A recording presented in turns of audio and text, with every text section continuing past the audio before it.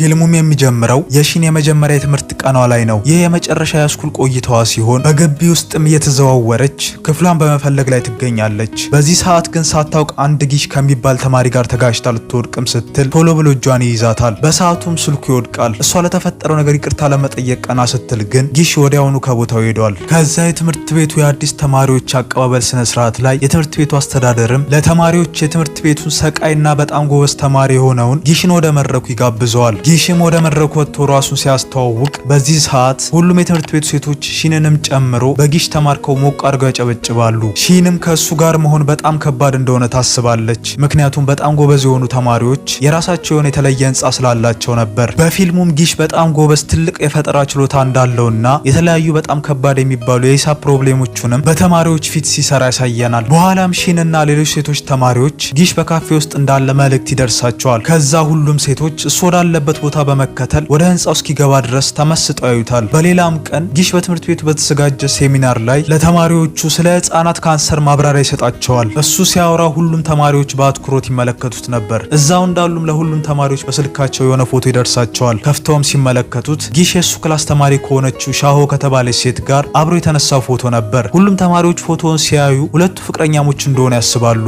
ሺንም ይህንን ስታይ በጣም ትናደዳለች። በዚህም ምክንያት ቀኑን ሙሉ የጊሽን ፎቶ እያየች ስታሳልፍ የሷን ጓደኞች መጥተው ከቀን ቅዠቷ እንድትነቃ ይነግሯታል። በሰዓቱም የነሱ ክፍል ተማሪ የሆነው አጅን ወደ ሺን በመሄድ አበባ ይሰጣትና እንደሚወዳት ገልጾላት ፍቅረኛሞች እንዲሆን ይጠይቃታል። ነገር ግን ሺን ጥያቄውን ተቃውማ ጊሽን እንደምትወደውና በቅርቡ ስሜቷን ለሱ እንደምትነግረው አሳውቃው ትታው ትሄዳለች። ከዛ ሺንና ጓደኞቿ በመሆን በክፍላቸው ረብሻ ያስነሱና በዛ ክፍተት ሺን ጎበዞች ወደሚማሩበት ህንጻ ጊሽን ለማግኘት ትሄዳለች። ጊሽንም እንዳገኘችው ስጦታ ሰጥታው እንደወደደችውና አብሯት እንዲሆን ትጠይቀዋለች። ነገር ግን ጊሽ ጥያቄዋን ውድቅ አድርጎ ጎበዝ ተማሪ ያልሆነች ሴት በፍጹም እንደማትመቸው ነግሯት ጥሏት ይሄዳል። ሺንም በሁኔታው በጣም ትሸማቀቃለች። ቅሌቷን ማንም እንዳላየ ካረጋገጠችም በኋላ ፈጣሪዋን አመስግና ትሄዳለች። ነገር ግን ሁኔታው በካሜራ ታይቶ ስለነበር የትምህርት ቤቱ ዳይሬክተር ጋር ይደርሳል። ሁሉም ተማሪዎች ቀርጸዋት ለሁሉም ተማሪዎችና በሁሉም ሶሻል ሚዲያ ይተላለፋል። እሷም ወደ ቤቷ በተመለሰች ሰዓት አባቷ ድንገት ከቤት ወጥቶ እንድትሮጥ ይነግራታል። እሷም ግራ በመጋባት ለምን እንደምትሮጥ እየጠየቀችውም እያለ ከቤታቸው አይጥ መንጋ ሲወጣ ትመለከታለች። በዛም ቅጽበት